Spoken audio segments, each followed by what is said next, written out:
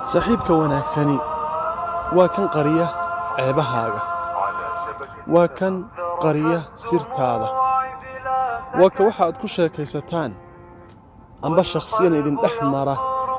aan u gudbin cid kale saaxiibka wanaagsani waa saaxiibka ku dadaala markasta in uu ku waaniyo wanaaga ku waaniyo waa saaxiibka jecel markasta horumarkaaga waa qofka kaliya ee markasta ka murugooda kana xumaada dhibaatadaada iyo murugada ku haysata wuxuu had iyo jeer ku dadaalaa sidii adiga shakhsiyan aad horumar aad u gaari lahayd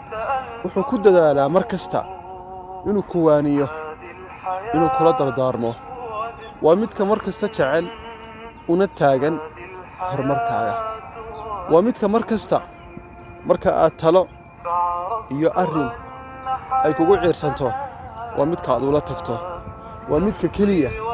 ee aad ku fikirto markasta inaad murugadaada aad la qaybsato iyo farxadaada